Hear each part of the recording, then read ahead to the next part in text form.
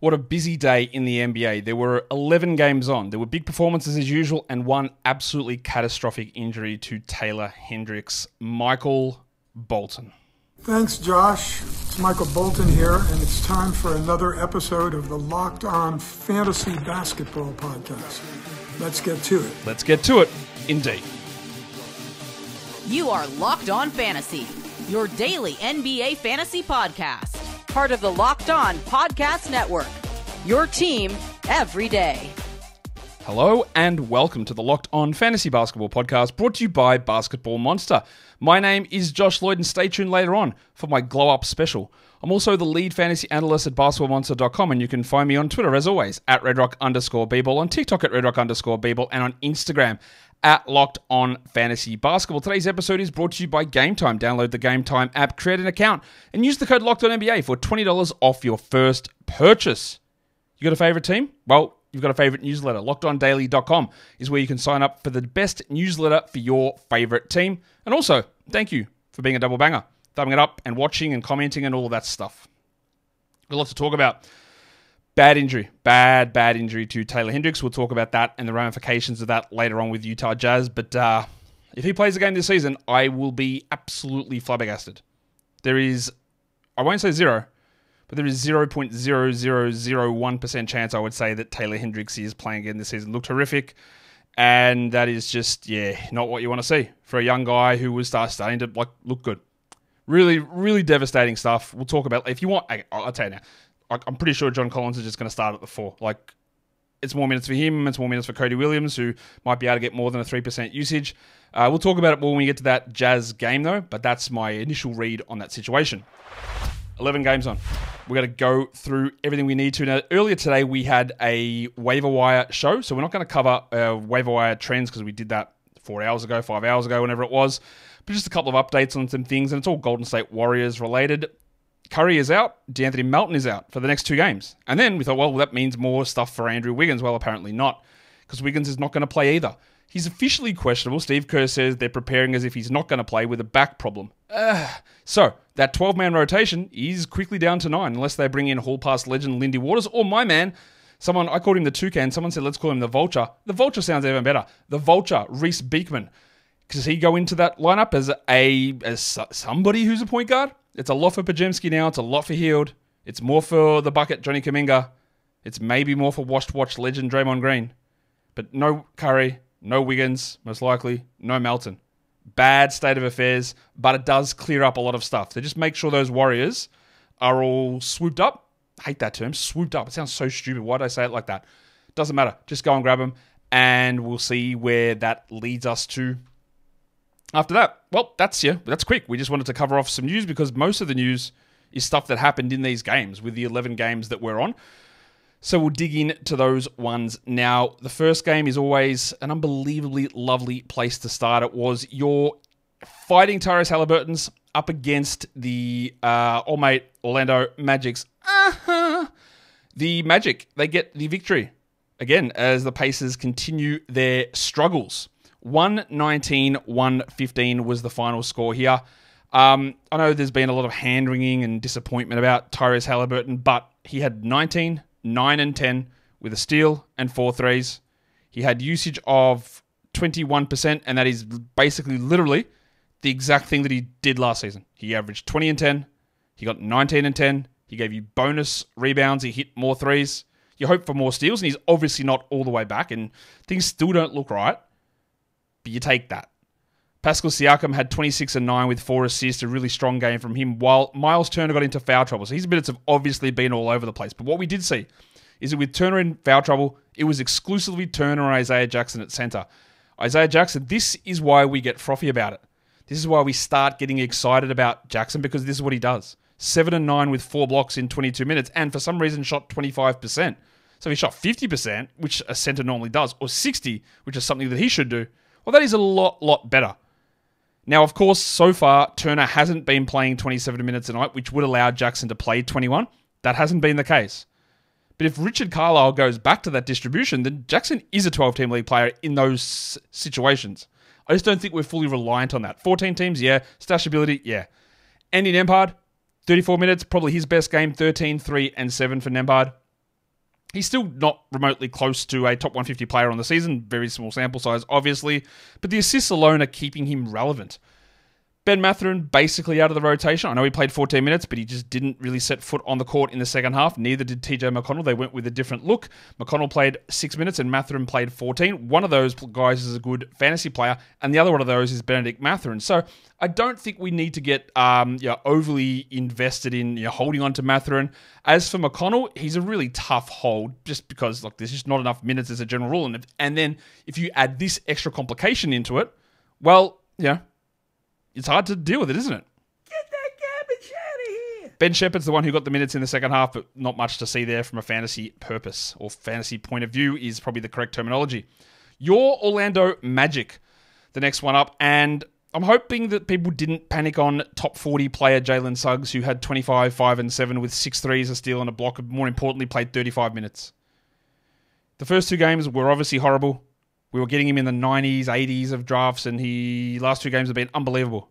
Just a huge performance, as it was for Paolo Banchero. And honestly, with Paolo, you just don't know what's going to happen. He had 50. 13 rebounds, 9 assists, 2 blocks, shot 62 from the field, and shot 68 on 22 attempts from the line. I think people someone said my take on Paolo aged like milk the other day. And maybe I have to go back and listen to what I said. I think it's been maybe misinterpreted because what I said about Paolo Banchero is that we ascribe these numbers to players, saying, Paolo kills your percentages. He's always a bad shooter. And my thing was, he wasn't good, but it doesn't take much to flip it. He might be bad. He might be good. But it was 2 extra field goals made every 5 games or something. And then he became from a 48% field goal guy. Now, obviously, he killed your free throws here again. But according to the way that I rank guys in head-to-head leagues, he's 32nd for the season despite those deficiencies. So, this is what I mean in terms of the way that this stuff fluctuates and the way that we place a label on somebody as this sort of a player when there are very easy ways for that to change. Franz Wagner was sick. He played 11 minutes in the first half and then never returned. That hurts his averages, obviously, 7-1-1. Hopefully he's fine to move forward, and then we move forward. Well, old mate KCP, you know what I'm going to say? Get that garbage out of here. What are we doing? 4 points, 31 minutes. There's just no roster ability there. Get him out. But what that meant was with Wagner in illness, what would we call it? He's being Florence Nightingale. Is that the right term? I don't know. But we got Mr. Black playing a lot of minutes. Now, I won't say that Anthony Black filled it up. He played 31 minutes and had 8 points. He had 3 assists, but he did have 2 steals and he did have a block. Now, his shooting numbers had been really high before today and they dropped back down. If he's playing 30 minutes a night, then we do at least consider that for 12s. I don't see any reality that he plays 30 minutes every night. But his minutes have been strong. So we keep an eye on it. We look at it for deeper formats. And at least we got some minutes back for Cole Anthony. But the guy that started in the second half was Gary Harris. Thank you to Gary for providing us with a 0-point night on 5 missed shots. And I just want to see Jet Howard. I don't know if he's going to be good. I just want to see. You invest pick 11 in the man. I'd like to see him on the court at some point in a situation that's important for you. Maybe. I don't know. Who knows? Maybe it's just bad. That is also possible. We'll talk about the next game. We go here to the Detroit Pistons who lose again. Again, it's annoying for Pistons fans that this schedule has been so rough to begin the year. They lose 106-98 against Miami. Detroit's lineup unchanged again, and Cade continues to play really well. 35 minutes for Cunningham, 24, 8, and 6, 2 steals, block, 50% shooting. I still want a little bit more, but the man's a top 15 player so far, so maybe you don't want a little bit more. This is what there's a few players like this that I was probably 1 year early on, and Cade's one of them where I said all he needs to do is add 10% to a few certain categories and he becomes a first round player. It's happened so far. We'll see where it lands from here, but it's been very impressive. It hasn't been super impressive for Jalen Duren, although the blocks are great. He got 3 of them, but the worry is there is a huge minutes cap. He only played 29.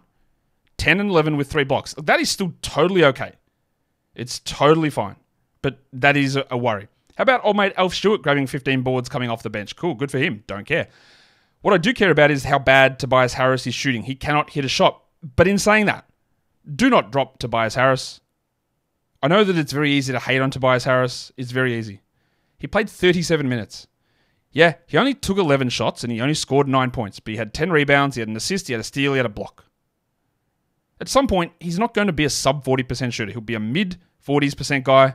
He'll get you 17 points, 15 points, 7 rebounds. The defensive stats are there.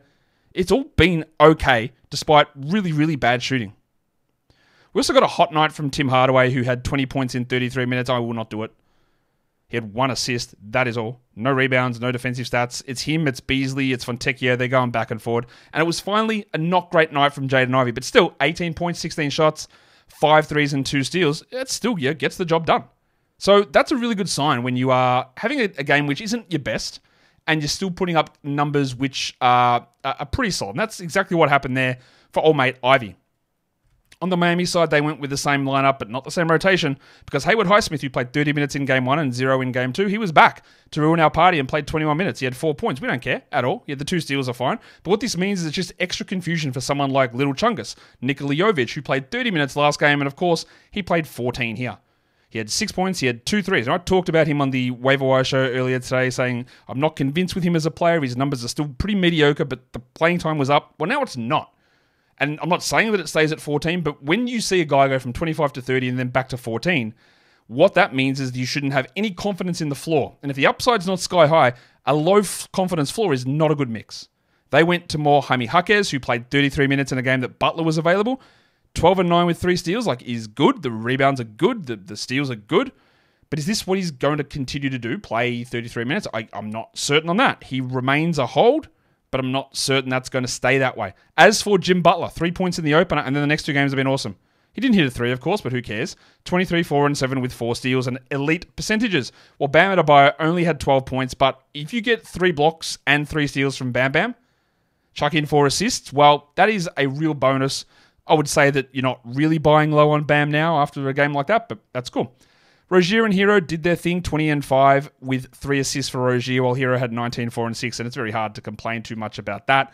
The thing that really is just deflating is any value you might have had there in Jovic just got punctured really, really quickly. Today's episode is brought to you by the Game Time app. More importantly, it is brought to you by Game Time Picks, which filters out the fluff to show you the best available tickets for the event that you want to go and see. You go see your favorite local sports team, and then Game Time Picks will find the best tickets available for you, and it does it so you're just saving time and you're saving money. And that's just one of the great things about Game Time. When you are looking and you say, hey, family, let's go see local sports team.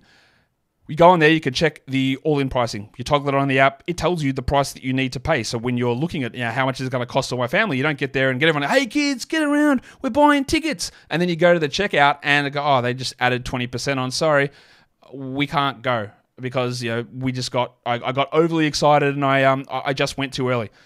And that is a problem. All-in pricing enables you to hold back, enables you to see what you're actually in for. Pair that with Game Time Picks, and you've got an absolutely winning combination. So take the guesswork out of buying tickets with Game Time Picks. Download the Game Time app, create an account, and use the code LOCKEDONNBA. For $20 off your first purchase. Terms apply. Again, create the account, redeem the code LOCKEDON NBA for $20 off. Download Game Time today. What time is it? Game time.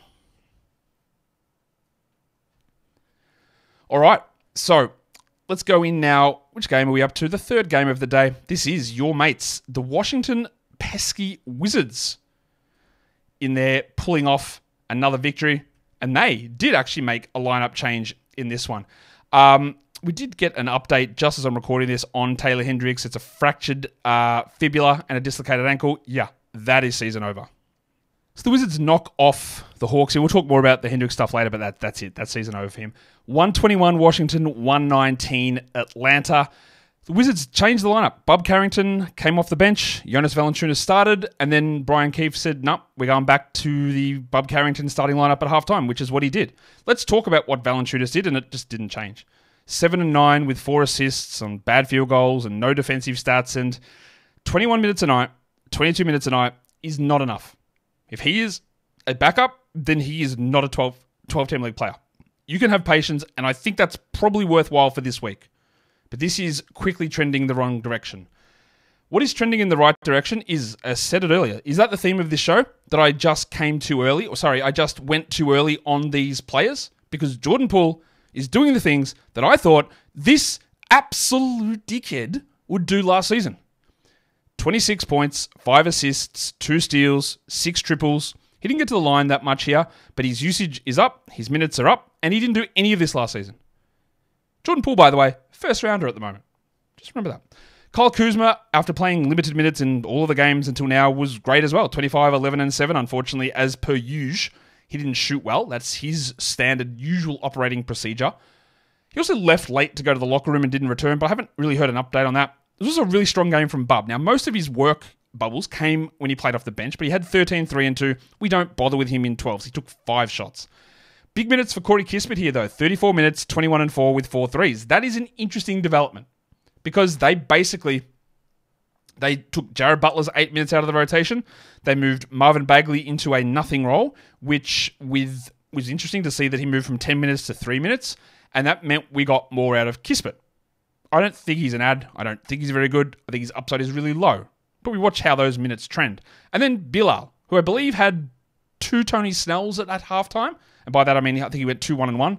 But he finished with 17, 2, and 3 with 2 steals. Now he was inefficient, but the usage is good. The fact that he rebounded from a really slow start is interesting. He probably should be on a 12-team roster. I'm not sure that he's super sky high in upside, but long term, yeah.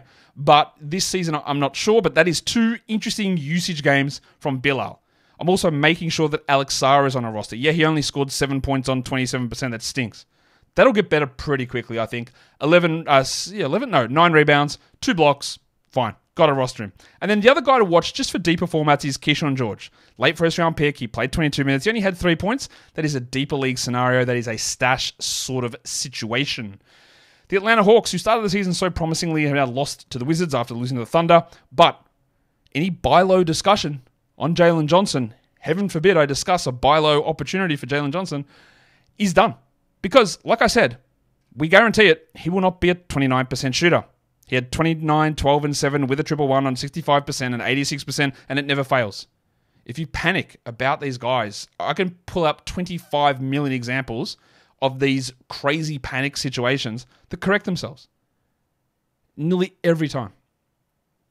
29, 12, and 7, 39 minutes. Big stuff. Big stuff.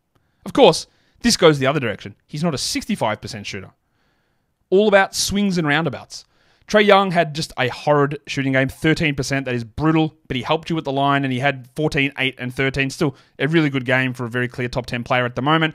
This was also a game where there was no Okongwu, no Bogdanovic, and no DeAndre Hunter, and of course no Kobe Buffkin. So Larry Nance played, and he showed that, yeah, he still got a little bit of it. 15, 3, and 4, 2 steals and a block. Now, I don't know whether Nance is going to play most games. I think Okongwu sat this one. I know Okongwu sat this one because it was second game of a back-to-back, and he's working back off the toe issue. And Nance had just been DNP CDs, but that's a little eye-opening.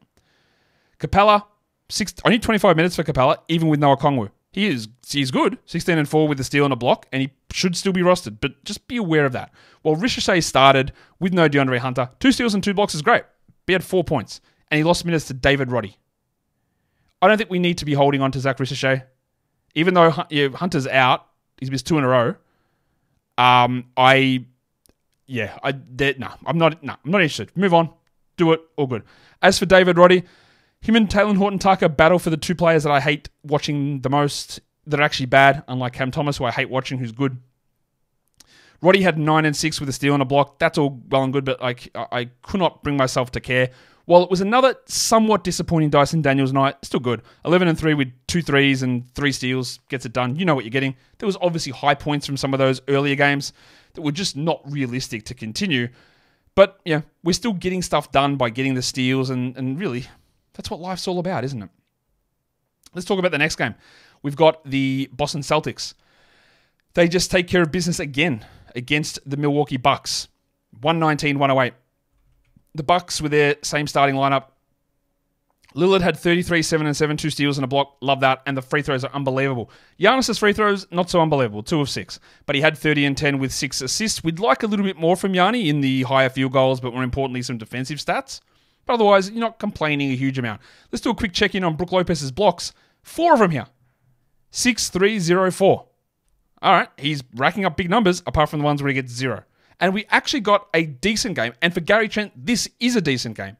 10 points, 2 threes, and 2 steals. He was an interesting stream for the Sunday-Monday back-to-back. To get threes and steals, he got them. You move on. You stream him the next time. Remembering the Bucks have the most quality games of the entire NBA. Same goes for the artist formerly known as Torian Prince. The amino acid scored 3 points for the second consecutive game. You stream him, deeper leagues, and you try not to care too much. Bobby Portis, after playing big minutes in all the other games, only got 19 minutes and had 4 and 6. And he'd been trending to a situation where I thought, maybe I'm wrong about how they're going to use him this season. Well, this was my worry about Portis, that he would be great if someone was hurt, and then he would do this on the other nights. I hold him for now while Middleton's out, but yeah, that makes me feel a bit more secure in how I'm viewing him, because I just was like, why is he playing so much? But that's better, because also, I actually don't think he's very good, and might take Dr. Rivers a bit of time to figure that out, but we'll find out exactly how that all plays out in the end. The Celtics, Drew Holiday did go to the locker room late in this game, but he returned, and that's great because he was having his best game of the year, 21, 4 and 3 with 4 threes. Good game finally for him. Or Jason Tatum had 15, 8 and 4 in was a rough shooting night. But what about Payton Pritchard? 28 minutes for Pritchard. 28 and 5 with 8 threes and 2 steals. Honestly, I didn't think that this was possible. I like Pritchard. He was one of those players, again, I had this group of a cadre of about 5 point guards that I was like, get him to a new team and get him to start and they'll be really good for fantasy. One was Kobe White. He didn't need a new team. He just started. One was Cole Anthony. Not sure how that take's going to last. One of them was Emmanuel Quickly, and one of them was Pritchard. Maybe it was only 4 guys. Pritchard got the extra minutes here because there was no Porzingis, there was no Hauser, and they just lent more into that. And he was excellent. And with Drew Holiday getting hurt, we got a little bit more out of Pritchard. I didn't think that he'd be able to hold him in a 12-temper, but with what he's doing, sure. Jalen Brown struggled early, but was great late, 30 and 6. And Horford had 10, 5 and 1, and still remains under-rostered. Old mate. Jordan Walsh was in the rotation here, playing 13 minutes also. We're going to come back to talk about the rest of those games in just a second. Won't be too far away. But, yeah, just when you see an injury, like the Hendricks one, it really does. I don't know how you know what? I'll save that for when we get back to actually talk about that game, because we're going to have a lot to talk about when we finally get back there. The Denver Nuggets, they remain bad. And I know that sounds stupid after they win, but they remain bad. They beat the Raptors in overtime by 2 points. 127-125. 44 minutes for Nikola Jokic. This is a team that ran out of gas last season. And their solution is we're playing everyone 36 minutes now, because their front office, whether it's at the behest of Nikola Jokic, at the behest of Michael Malone, or Calvin Booth doesn't know what he's doing, they have one of the worst benches I have ever seen in the recent NBA for a team that is supposed to be good. Letting key players go, letting key players walk to replace them with garbage is really annoying. 44 minutes for Jokic. He had 40 and 10 with 2 blocks and 3 threes. It's a huge game, but 44 minutes is insane. Shout out to Thibodeau. Aaron Gordon, who'd had a couple of really poor games, was great. 16, 11 and 8. Played 42 minutes. The headmaster, 17, 9 and 7 on 30% shooting, which sucks. But that's big minutes for Jamal Murray, which you don't like to see. And they play again tomorrow. So we'll see how bad that affects them. Let's talk about Christian Brown, who, again, was really good. 17, 4 and 2, steal, block, 3. Okay, so steal and a block, fine.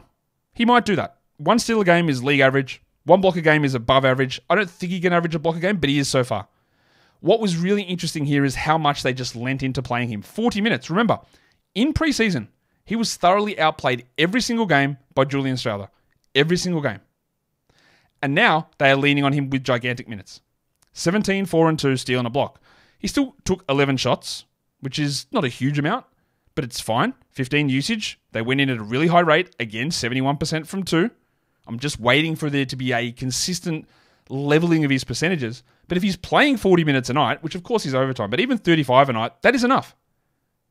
I didn't think that they'd play him that much, but they don't trust the entire bench. Dario Saric, who they signed to an insane contract. Mid-level exception with a player option. He's out of the rotation. Russell Westbrook has a player option. 9 points in 18 minutes. Strawther had 9 points in 22, and Watson had 6 points in 15. I don't think Watson even played in the first half. I think they just went 8-man rotation. Their bench is horrible, and that is pushing the minutes way up for the starters. And if you needed to do that to beat the Raptors, things are not good. They're not. That's just a simple fact of it. But really good stuff from Christian Brown. Good rebound from Aaron Gordon. Still have some skepticism about Brown keeping that efficiency up, but if those minutes are there, then it's great and absolutely fantastic to be able to keep that level of production going. On the other side of the equation, the Toronto Raptors, Scotty Barnes put together his third consecutive really good game. 21, 12, and 9 with 5 steals and a block. No good things on the free throws, but then he copped an elbow in the eye late in the game, and he didn't return. And they didn't just sort of brush it off to say, no, he's going to be okay. So I'm a little worried that there might be... You don't think there's going to be any sort of, like massive amount of time out, but an elbow to the eye could either mean, I guess there is a problem with a potential like of a detached retina. I hope that's not the case. There's a possibility of like a fractured orbital bone, which would be weeks out on the sideline. So you have to worry about both of those things, and we just won't know that until, I'm guessing, probably tomorrow we get some sort of an update on that for Barnesy. Jakob Poeltl, 40 minutes. Darko Rajakovic just refused to do this anywhere close to this last season. He had 16 and 19 with a block. He was great. And finally, a good Davion Mitchell game. 35 minutes, 16, 2 and 6. I wouldn't care too much, but you can continue to stream him for some assists while old mate Quickly's on the sideline. Ochai Agbaji moved back to the bench. He still played 29 minutes and put up his third consecutive good game. I don't think we need to do anything with this. He mainly got these minutes because Barrett got in foul trouble and was working his way back in his first game back.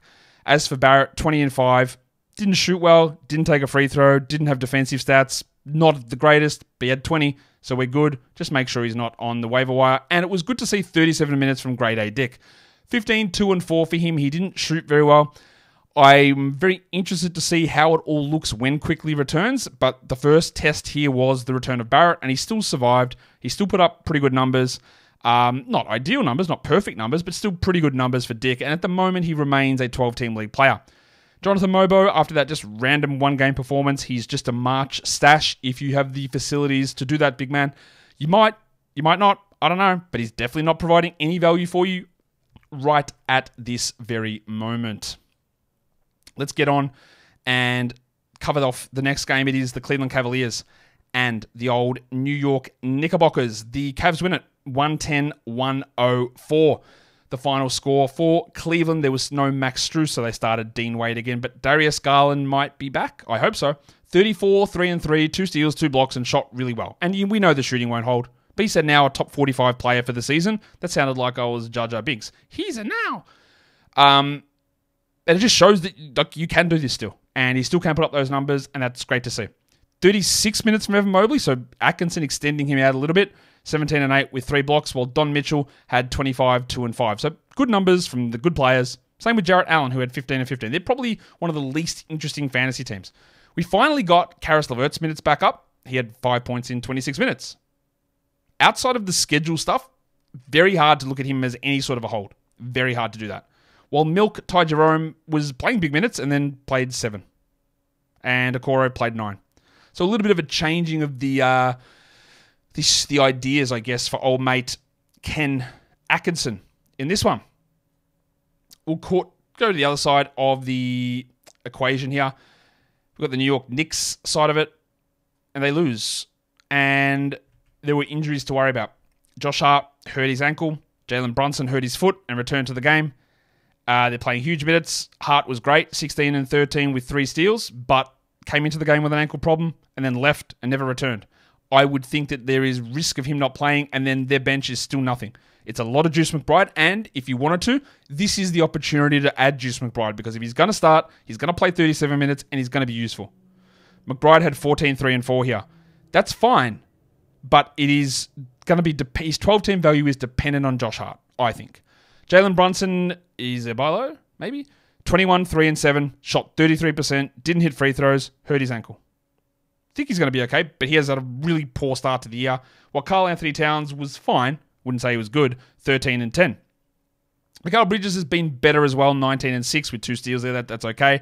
Ariel Hukporti took Jericho Sims' minutes, and Thibodeau was very diplomatic. He was like, yeah, I just wanted to see what we got. You know what you've got, Tom. You know that Sims is bad and Hukporti is better, so we know that, and that's why you're doing it. But you can't... You protect your players. You don't come out and say it. We'll see whether Hukporti gets those minutes over Sims. He should. He's very much better. We don't do anything with that with fantasy, but it is just, you always want to know sort of second down, third down in the tiers to know that if an injury happens, which direction are we going to lean to? I wouldn't say OG Anunoby's had any really good games. I wouldn't say he's had any bad games, but maybe one of them. 15-2 with 2 steals and a block is sort of like, I don't know what more you could have wanted if you were an OG Anunoby legend. Yeah, that's it. Let's go on to the next game of the day. We're talking, which one is this one? It is the Houston Rockets. Oh yeah, there we go. The Houston Rockets and the San Antonio Spurs. The next game up. The Rockets get it 106-101, the final score. Let's talk about it from the Rockets' perspective. Jalen Green, this is just Jalen Green, man. It's 36 points with 7 threes, 1 rebound and 2 assists. And he took 22 shots. There is something just really, really weird about the way the offense is running at the moment. Yeah, they got to win by 5 points against the Spurs, but it's just all Jalen. And he shot really well. But it's very weird. Alperen Şengün, just 26 minutes. And talk about being 1 year early. Last year, I was pretty cautious about Şengün because they tried to bring Brook Lopez in to start over him. Ime Udoka is a very big defensive guy, and the team seems to blame Şengün a lot for defensive stuff. So is there a risk that they really limit what Şengün does? And it didn't really happen. Until now, the last 2 games. 12-12, 1-1, which is incredibly weird after they just gave him a gigantic contract extension. This was also the first game that Steven Adams played. Is there correlation there? I'm not sure. You got to be a little worried about how Şengün's minutes are going. Fred VanVleet shot poorly, as he does so often, but 11, 3 and 9, 3 threes and 2 steals. You know the drill. You know what he does. That's what he does. And Jabari Smith was fine. 29 minutes only, 17 and 8. And Tari Eason brought the steals. Dylan Brooks couldn't keep up the strong run of games with 7 points. And then we are real close to... we're a clear drop on Reed Shepherd. A clear drop on Reed Shepherd. Get that garbage out of here. Basically out of the rotation. He played 3 minutes. And then Amen Thompson played 19. He had a 1-1. And honestly, at this point, if you are holding Amen Thompson, you're holding it waiting for an injury. Because with the way that the team is, it's not happening. There's not enough minutes. They're not going to play him enough. He's not good enough to do that in those minutes, so you move on. If you want to hold, and he was pushed up way too high in drafts, if you want to hold Amen Thompson, you have to understand that you're probably just waiting for an injury now. And it could be an injury to Jalen or Fred or Dylan, and he would play 28 minutes and it would be great. But there comes a point where waiting for, preying on another's downfall, not from a karma perspective, just from a utilization of roster spots, doesn't work. And that is really the direction we seem to be heading here with the play of Amen Excellency Thompson. All right. The other side, it's the Spurs. The Wemby Panickers are out. Oh my God, what's he doing? He had 14, 20, and 5 with 4 blocks. That's not bad. We're okay, guys. We're going to be all right. It's fine. He shot poorly. He didn't hit his free throws. The usage is down. We're fine. What we aren't fine on is how many of you have not added Jeremy Sohan. 22 and 9 with 47 minutes. Very glad to have included him on the guys you must roster on the show earlier today, because you do. You got to roster him. While Chris Paul had 16 points, only 3 assists, his best offensive game, he should be on rosters. Probably not points leagues, but categories, yes. Julian Champagny, 111, 5 points, not a 12-teamer. Get that garbage out of here. Neither's Keldon Johnson. Get that garbage out of here. And neither is, we might do the double sound drop here, Harrison Barnes. Get that garbage out of here. Barnesy. Oh my God, missed it. Yeah, we don't do that. Steph Castle, 4 points, 5 assists, also not a 12-team league guy. It's 3 players. It's Wemby, it's Sohan, and it's Chris Paul.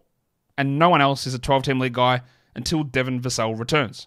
These guys like Keldon and Champagny are 14-teamers, maybe. And Castle's like a 16-team league player. Castle.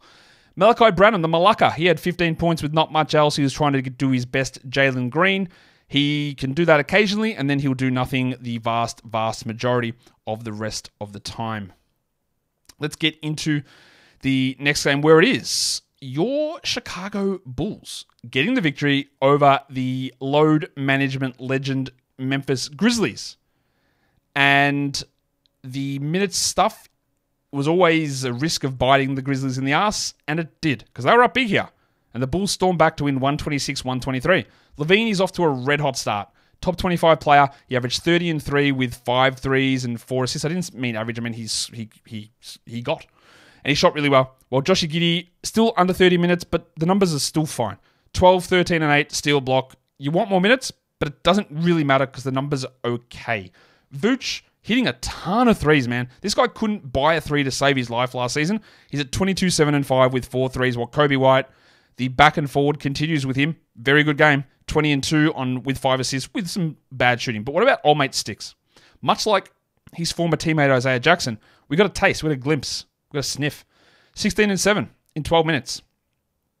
If Vooch is gone, if Vooch is traded, if Vooch is hurt, Sticks will be an automatic pickup. I don't think he's very good, honestly, as a real-life player, but the fantasy ability is on display. Pat Williams showed who he is. He had 2 blocks on 20% shooting in 25 minutes, and we do not roster him. Get that garbage out of here. While Lonzo Ball played 18 minutes, he's working his way back. It's just very hard to see where he gets enough minutes and plays enough to matter for majority of leagues. Dosunmu also 10, 8, and 4 is fine. He probably is a hold. Like, that's just doing enough. Like, barely. But also, if you're in a 10, who cares? Move on. In a points league, same. It requires injuries. It is very, very hard to hold on to players who derive all their value waiting for somebody else to get hurt. And that is, I think, one of the bigger takeaways out of really all these games. And it's a key fantasy lesson to learn. The Grizzlies made a change because Ja Morant was out, and it wasn't Scott Pippen that started. It was Santi Aldama. They went big, but that didn't really matter because Pippen played 31 minutes off the bench. He had 14, 4, and 10 with a steal and a block with 2 threes. Every game, there's something weird going on that gives Scottie Pippen more minutes. You just roll with it until it stops. Obviously, it's an easy one with Ja out.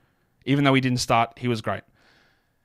I think you got to drop Zach Edey. Get that garbage out of here. I mean, you don't have to drop him, but 6 and 5 in 14 minutes. My fear on him and why I hated him as a top 10 pick and why I hated people reaching into the top 100 for fantasy is I don't think he is going to be able to hang on an NBA court. And so far, 4 games in, he can't. He can't. He's bad. So far. And there are many players on this team who are better. One of them is Jay Huff, recently converted contract legend. He had 10 and 2 with 2 blocks. And if I'm in a 14-team league, he's worth looking at. Marcus Smart also, look, outside of 0 of 11 shooting, which is just embarrassing. It's funny, but it's embarrassing. He had 7 assists, 2 steals, and 2 blocks. But this is also without Morant, so I'm not going to read too much into that. And then Aldama had I think he had 9 rebounds in the first quarter and finished with 13. But he had 11 points and 7 assists. What a weird game. Why is Santi Aldama getting 7 assists? I didn't even talk about Des Bane, who was the real star of the show, 30 and 7, and then Jaren had 19 and 6 with 3 blocks, but played only 24 minutes. The minutes continue to be really weird. I haven't even talked about old Lawrence here, Lawrence of Laravia, as someone pointed out, a good nickname for him. Loved it. Let's just call him Lawrence, Jake Laravia. 17, 9, and 5 with 31 minutes. He put up a few of these games down the stretch last season if you weren't paying attention.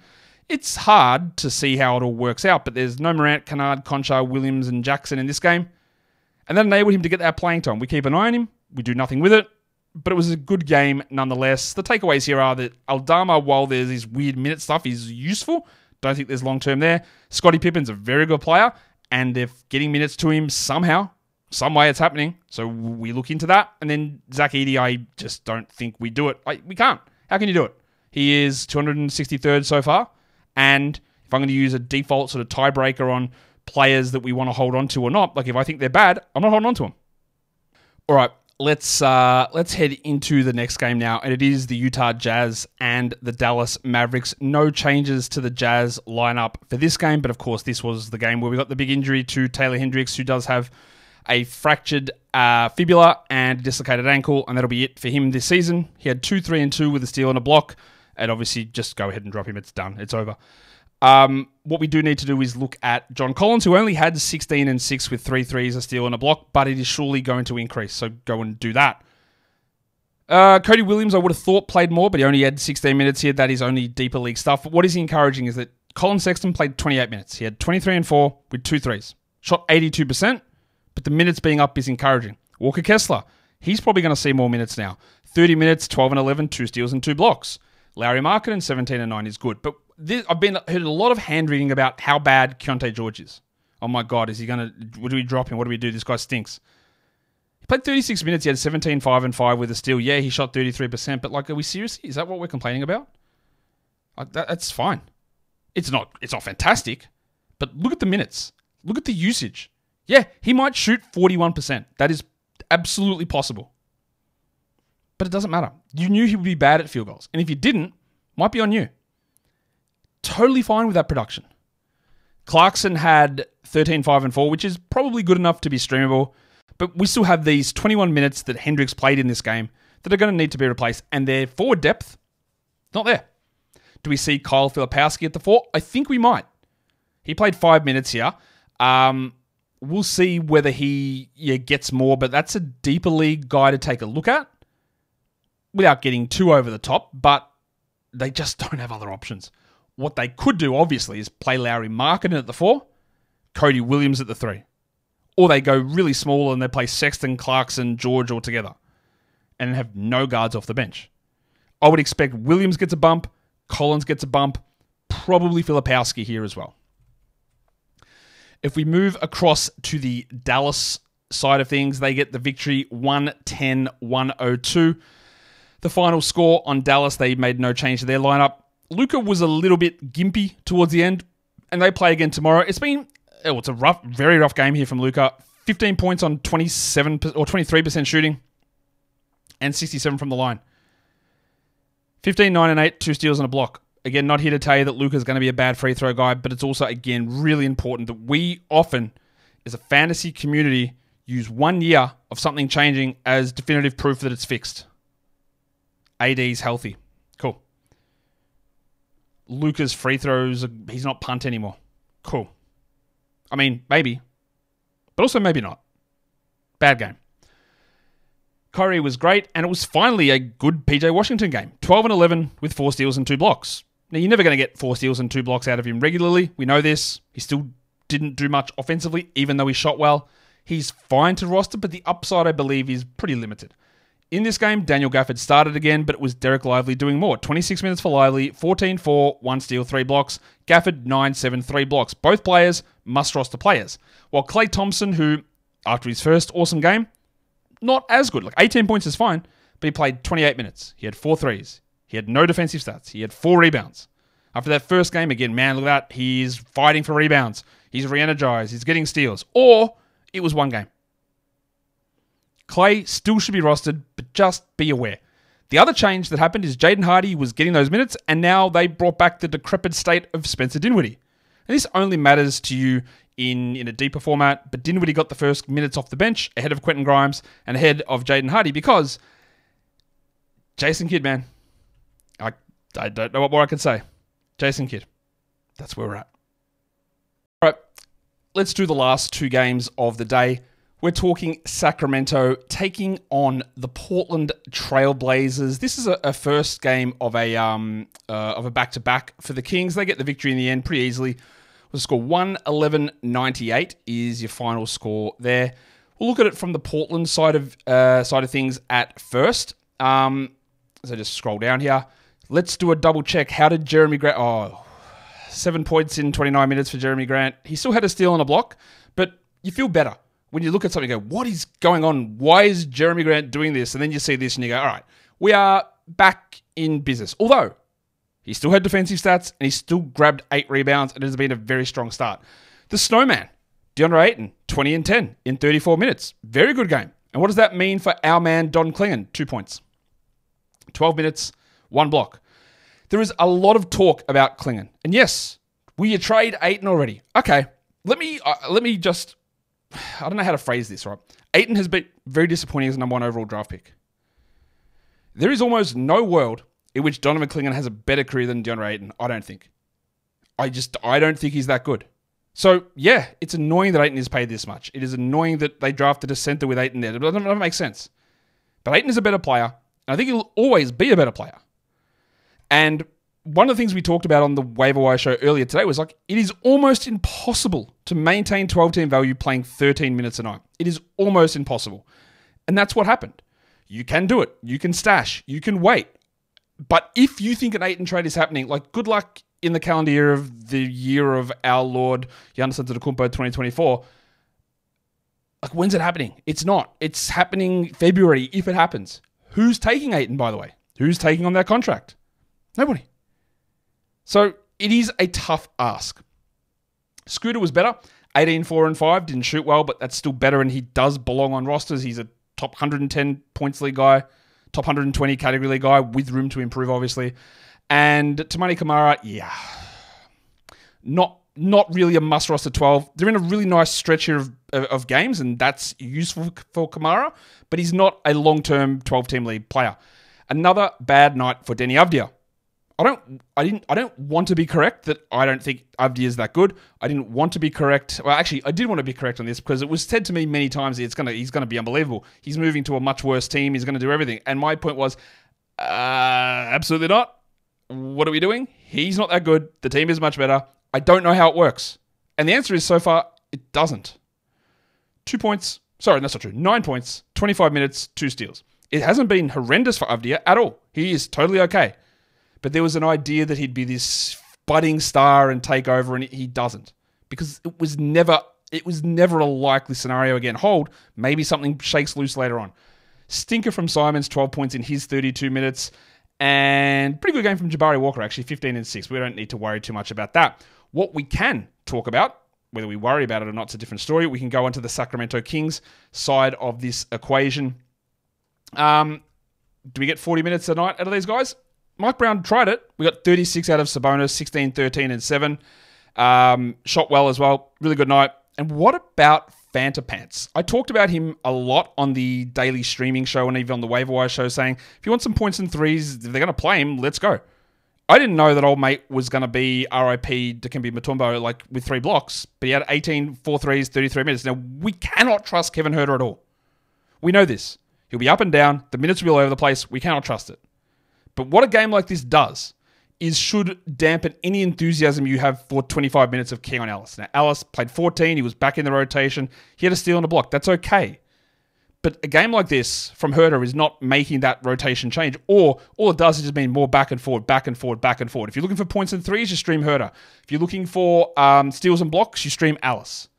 DeMar DeRozan was pretty good, 23, 4, and 3. De'Aaron Fox was pretty good, 24, 6, and 3. And as we have seen, the assists problem with these players is evident.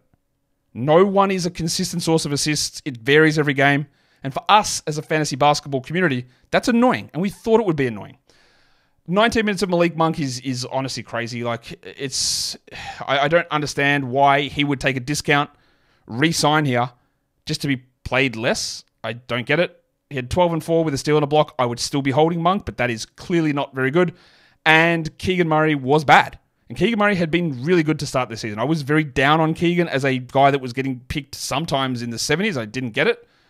This is more what I thought. Not that he'd be a 22% shooter. There just wouldn't be enough to do. He had 6, 8, and 2 here with no defensive stats and didn't hit a 3. A bad night. He'd been very good. This was a bad night. And I think, obviously the reality is going to be somewhere in the middle of all of this. Pretty clearly, I'd say.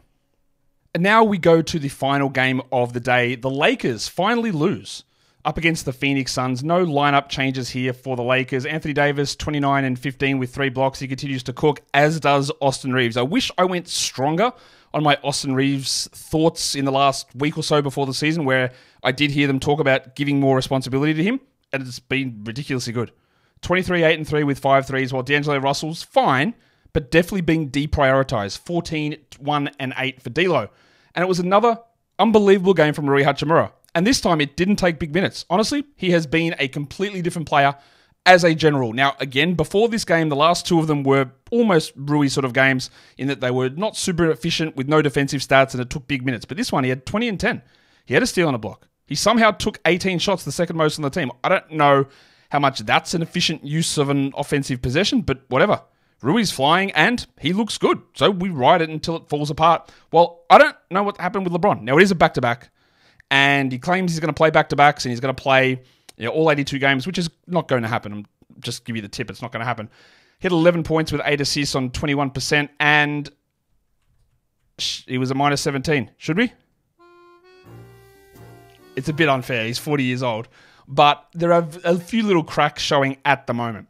Speaking of cracks showing, Dalton Connect. Get that garbage out of here. Scoreless in 11 minutes. There's just no way he's playing enough. It's just not happening. Don't stop it. It's not happening. It's not happening. Not much else, I think, on that side of things. Phoenix. I do like Phoenix this season. I think they're potentially being underrated by some. But it's good for them to get this big victory because they got it and they win 109-105, as I said. Let's take a look at Kevin Durant, who just continues to play a million minutes. Budenholzer is just not doing anything that he did in the past. 38 minutes, 38-4 with 4 blocks. So we try and base our ideas on how things have been and how we project them out. And Budenholzer's system, not happening. Okay. Devin Booker finally had a good game, 33, 3 and 2. Love a little bit more in the assists realm there. And then Tyus Jones is sort of missing usage-wise. 7 points. He did have 5 assists. He did have 3 steals. He is still going better than I thought. The 3 steals helped. But he's going to be, I think, around like 110th, 120th. That's where I still believe that Jones sort of settles. Bradley Beal returned from a 1-game absence. He did not look right. The elbow looked like it was bothering him. Just be aware of that. 15, 3 and 4 with 2 steals and a block. And it was terrible stuff from Yusuf Nurkic. Get that garbage out of here! Not yet. I just wanted to play it because it was fun. Nurk had 2 points in 15 minutes. He had 2 blocks, which is still fine, and 17% shooting. And for the 3rd time in 4 games, they went away from him. He had a 28 usage, which is very high, but he was a minus 20, and Mason Plumlee was a plus 23. Now, Plumlee was scoreless and didn't take a single shot. In fact, he had a 0% usage, but he did have 10 rebounds. I firmly believe that Nurkic is a way better player than Mason Plumlee. But if it doesn't matter if I believe it, if Budenholzer doesn't. Or they go small and we get Royce O'Neal playing his 24 minutes for 12 and 9 with 2 blocks and 2 threes. I'm not ready to move off of Nurkic yet, despite that jacking. If I'm in a 10-teamer, though, we might do better. There are too many signs here of them just not wanting to use him.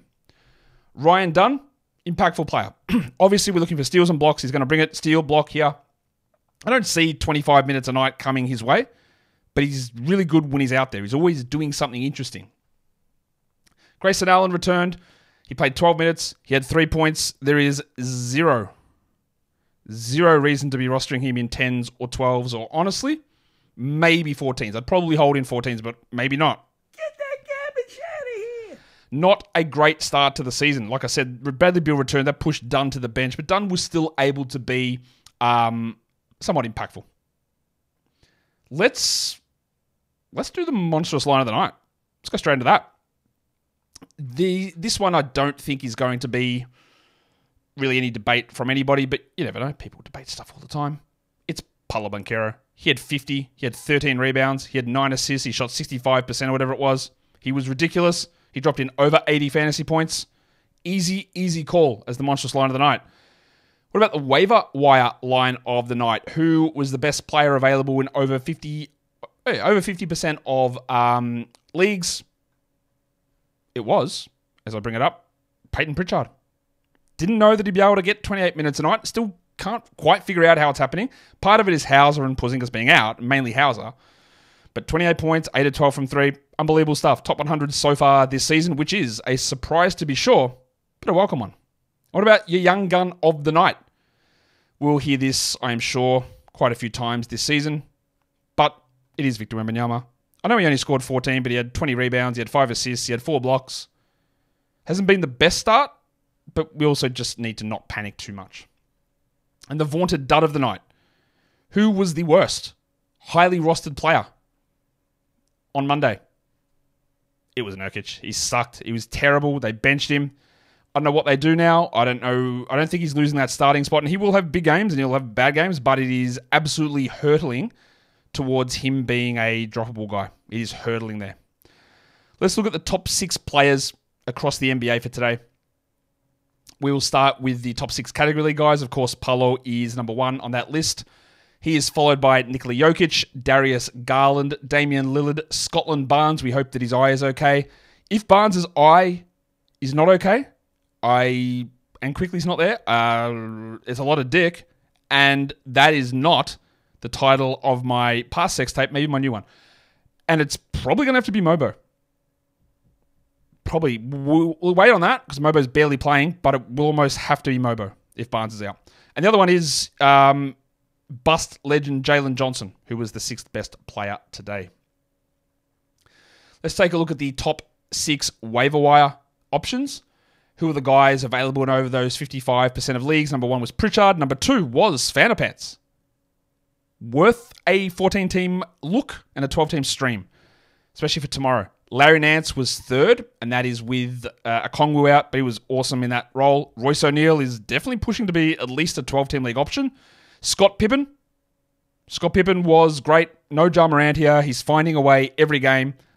I still think there is a bubble going to burst in terms of at some point he's going to play 17 minutes a night, but it's not happening now. So you ride it. And the last one is his teammate, because again, 1 million players out, weird rotations. Lawrence of Laravia. Jakey put up a big game. If Laravia ever found a consistent 30-minute a night role, I would add him in 14 teams and probably 12 teams, honestly. He fills it up right across the board. It's just a long way from that being something that's happening. The top 6 Yahoo Points League players. Number 1 is Paolo, followed by Jokic, Barnes, Anthony Davis, Damian Lillard. That's not Harrison Barnes, just in case. Scotty Barnes. That is Anthony Davis, Damian Lillard, and Jalen Johnson. And lastly, your top 6 ESPN Points League performers. Banchero, Jokic, Barnes, Lillard, Garland, and Jalen Johnson. And that's it. Big fella. Done. 11 games. 4 tomorrow. We'll have an injury report show. We'll have a Wednesday streaming guide show. And then a 4-game recap coming tomorrow as well. If you're planning on coming tomorrow, hit a thumb up down the bottom. Leave your comments, subscribe, audio, double bang, video, all of that stuff. We hope that everything goes well, not only for Taylor Hendricks' surgery/recovery, but mentally. It's got to be terrible, man. That puts you in a real dark place, and anyone who, not that I am that person, but anyone who is an athlete and has gone through that stuff, it's hard, man. It is lonely, and there's a young man who was finding his way, and it's tough. So we hope everything is all right for Taylor Hendricks, just in himself, and that he's able to resume his career without too many problems. Fingers crossed. We are done here. Thank you so much for listening, everyone. See ya.